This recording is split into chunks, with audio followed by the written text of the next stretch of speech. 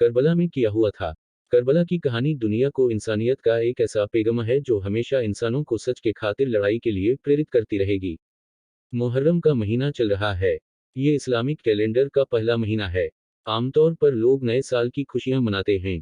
लेकिन ये महीना इतिहास के एक ऐसे सच्चे किस्से को अपने अंदर समेटे हुए है, जिसको याद करके आज भी लोग अपनी आंखों के आंसुओं को रोक नहीं पाते हैं। आज से तकरीबन 1400 साल पहले इस्लामिक दुनिया में ऐसा किया हुआ था, जिसकी वजह से दुनिया के करोड़ों लोग आज भी गमज़ादा नजर आते हैं। ये महीना इस्लाम के इतिहास का वो महीना है जिसने इस मजहब को शुरू होते ही खत्म होने से बचा लिया, जिसने इस्लाम के इंसानियत वाले एंगल को दुनिया के सामने लाकर रख दिया। आज हम आपको इस्लाम की किताब के उस पन्ने से रूबरू कराने वाले हैं जिसको करबला के नाम से याद किया जाता है। करबला की कहानी का बैकग्राउंड क्या है? किसी भी कहानी के क्लाइमैक्स समझने से पहले पता होना जरूरी है कि उस कहानी की शुरुआत कहाँ से हुई थी। इस्लाम की कहानी करबला तक कैसे पहुंची, इसका भी एक मुसलसल सिलसिला है। फिलहाल अनेज़ाट में इतना समझ लीजिए कि हजरत मोहम्मद साहब ने इस्लाम धर्म की शुरुआत की। अरब के लोगों को धीरे धीरे मोहम्मद साहब का एक ईश्वर बड़ा पसंद आया। इस्लाम धर्म के मानने वालों की तादाद बढ़ने लगी। देखते ही देखते इस्लाम धर्म पूरे अरब में फैलने लगा। हजरत मोहम्मद साहब के बाद क्या हुआ? हजरत मोहम्मद साहब ने अपनी जिंदगी में ये ऐलान भी कर दिया कि वो अल्लाह के आखिरी पैगंबर है। उनके बाद पैगंबर आने के सिलसिला खत्म हो जाएगा। हजरत मोहम्मद की एक बेटी थी, जिनका नाम था फातिमा। पैगंबर साहब ने अपनी बेटी की शादी अपने चचेरे भाई हजरत अली से कर दी। हजरत अली ने पैगंबर साहब के इस्लाम को आवाम तक पहुंचाने में बहुत ही महत्वपूर्ण भूमिका निभाई थी। यही वजह थी कि पैगंबर साहब चाहते थे कि उनके बाद इस्लाम की सरपरस्ती हजरत अली को मिले। पैगंबर साहब ने अपनी जिंदगी में ही इस बात का ऐलान कर दिया था, मेरे बाद हजरत अली ही इस्लाम के लीडर होंगे। लेकिन ऐसा हो ना सका।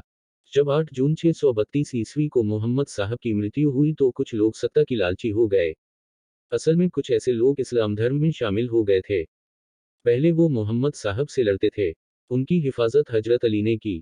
इसलिए ये लोग हजरत अली के दुश्मन बन गए और इस्लाम को अपने तरीके से चलाने की कोशिश करने लगे, जिनका मकसद सिर्फ और सिर्फ इस्लाम की बढ़ती ताकत का इस्तेमाल करना था।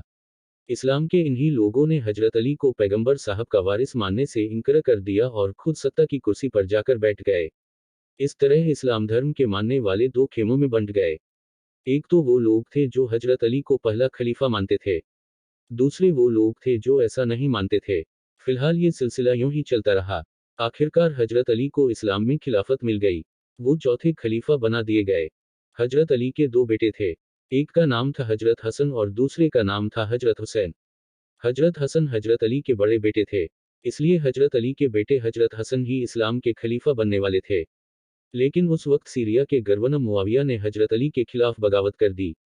इसका नतीजा ये हुआ कि मुआविया हजरत अली के बाद इस्लाम का खलीफा बन गया। मुआविया ने हजरत इमाम हसन को भी मारा वकर उन्हें अपने रास्ते से हटा दिया। झूठ, फरेब, लालच और धोखे से सत्ता हासिल करने वाले ने यहाँ करबला की बुनियाद रख दी थी। यजीद कौन था? मुआविया का एक बेटा था, जिसका नाम था यजीद। यजीद एक करेक्टरलेस, शराबी और मक्कार किस्म का इंसान था। वो जंगलों में रहा है इसलिए जंगली किस्म का इंसान था। मुआविया ने खिलाफत की साटों को तोड़ते हुए यजीद को इस्लाम का खलीफा घोषित कर दिया। यजीद जैसा इंसान इस्लामिक सत्ता की कुर्सी पर बैठ चुका था। यजीद ने अपनी सेना की सहायता से इस्लामिक दुनिया को ये मानने पर मजबूर कर दिया कि वो ही उनका खलीफा है। लेकिन यजीद की ताकत और झूठ के सामने एक शख्स दीवार बनकर खड़ा हो गया। इस शख्स ने यजीद की बायआत मानने से इनकार कर दिया। यजीद की बायआत ना मानने वाले इस शख्स का नाम था इमाम हुसैन। इमाम हुसैन कौन थे? इमाम हुसैन हजरत पैगंबर मोहम्मद साहब के नवासे और मौला अली के छोटे बेटे थे। इमाम हुसैन का जन्म इस्लामिक कैलेंडर के मुताबिक 3 शाबान को हुआ था। अंग्रेजी कैलेंडर के अनुसार उनका जन्म 8 जनवरी 626 ईस्वी को हुआ था। इमाम हुसैन ने यजीद की खिलाफत क्यों स्वीकार नहीं की? यजीद छल और झूठ से खिलाफत हासिल कर चुका था। इमाम हुसैन चूंकि हजरत मोहम्मद साहब के नवासे थे, इसलिए यजीद के लिए ये जरूरी था कि इमाम हुसैन उसकी सत्ता पर अपनी मोहर लगा देते। अगर इमाम हुसैन यजीद की बायआत कर लेते तो पूरा इस्लामिक जगत यजीद की सत्ता को इस्लाम की सत्ता स्वीकार कर लेता। यजीद को अपनी हुकूमत पर आवाम की स्वीकृति मिल जाती और इस्लाम हमेशा हमेशा के लिए शैतानी कानून बन जाता। इमाम हुसैन इस बात को जानते थे, इसलिए उन्होंने यजीद की सत्ता को अपनी स्वीकृति देने से इनकार कर दिया। यजीद ने हर तरीके से इमाम हुसैन पर उसकी सत्ता को स्वीकार करने के लिए दबाव डाला। उन्हें जान से मारने की धमकी भी दी। लेकिन इमाम हुसैन अपने फैसले पर अड़े रहे। तमाम प्रयासों के बाद भी जब यजीद को ये समझ में आ गया कि इमाम हुसैन उसकी बात नहीं मानेंगे तो उसने इमाम हुसैन को खत्म करने का प्लान बनाना शुरू कर दिया। जब इमाम हुसैन को ये पता चला कि यजीद उन्हें खत्म करना चाहता है तो उन्होंने 4 मई 680 ईस्वी को मदीना छोड़कर मक्का की तरफ जाने का फैसला कर लिया। इमाम हुसैन कब की तरफ चल दिए। यजीद को जब इमाम हुसैन के कब की तरफ जाने की बात पता चली तो उसने कब के तरफ अपनी फौज भेज दी। वो इमाम हुसैन को कब के अंदर ही खत्म करना चाह रहा था। जब इमाम को इस बात का पता चला तो वो इराक के एक शहर करबला की तरफ चल दिए। वो ये चाहते थे कि कब के आसपास खून खराबा ना हो। यहाँ से करबला की कहानी की शुरुआत होती है। करबला की 10वीं मुहर्रम की तारीख। इमाम हुसैन 2 मुहर्रम 61 हिजरी को करबला पहुंच गए। अंग्रेजी कैलेंडर के अनुसार ये अक्टूबर का महीना सन 680 ईस्वी थी। इमाम हुसैन यहाँ अपने पूरे परिवार के साथ आए थे। उनके साथ उनके बेहतर साथ, महिलाएं और बच्चे भी थे। इमाम हुसैन के करबला जाने की एक वजह ये भी थी कि इराक और कफी के लोग उन्हें खत लिखकर बुला रहे थे, ताकि इमाम हुसैन उन्हें यजीद के जुल्मों सितम से बचा सके। फिलहाल इमाम हुसैन करबला पहुंचे। उन्होंने करबला पहुंचकर कुछ जमीन खरीदी और वहां अपने खेमे लगा लिए।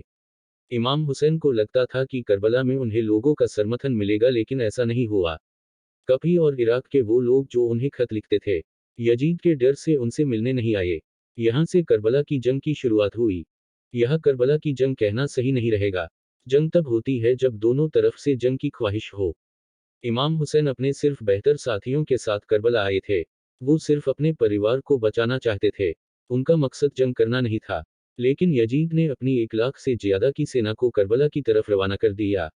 यजीद का मकसद साफ था, वो इमाम हुसैन को जिंदगी का डर दिखाकर उनसे बायआत लेना चाहता था।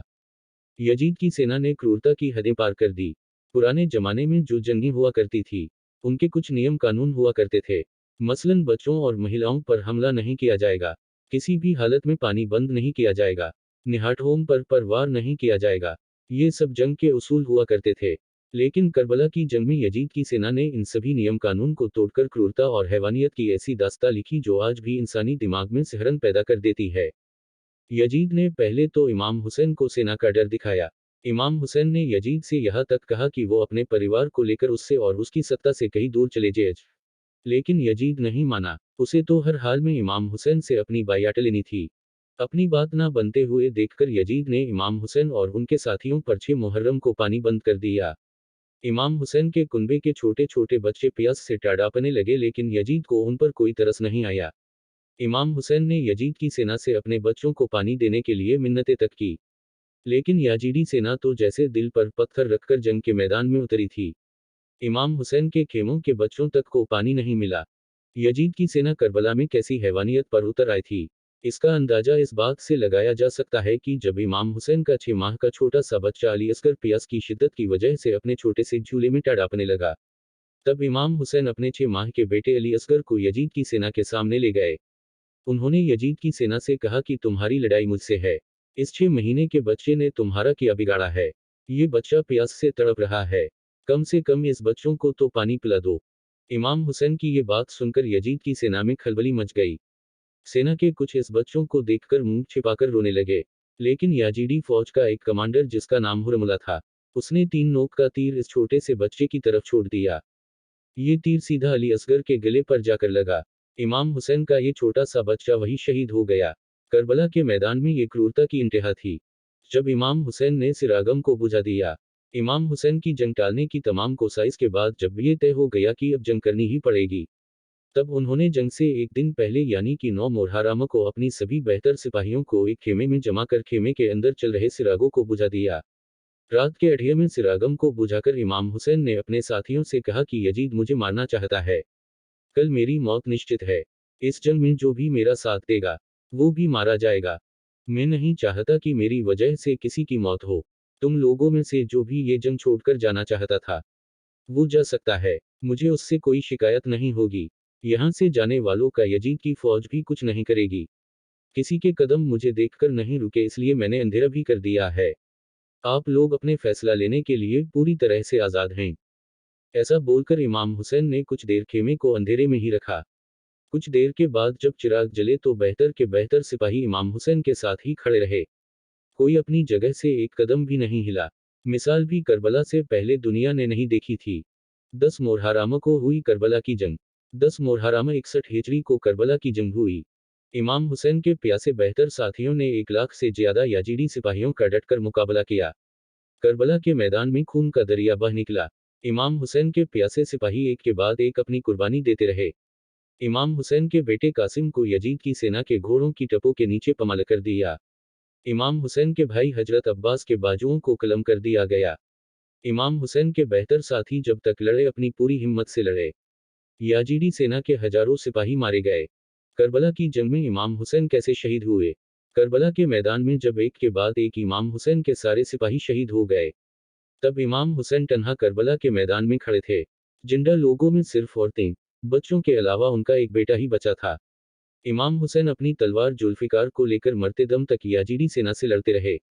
याजीडी सेना चारों तरफ इमाम हुसैन पर हमले करती रही। इमाम हुसैन अपने कटे हुए शरीर से लड़ाई लड़ते रहे। जब इमाम हुसैन थक गए तो सिमरा नाम के एक याजीडी ने कुंडधार की तलवार से इमाम हुसैन के सर को तन से जुदा कर 10 अक्टूबर 680 ईस्वी को शहीद कर दिया। तो ये थी करबला की कहानी जिसे सुनकर आज भी आंखों में आंसू आ जाते हैं।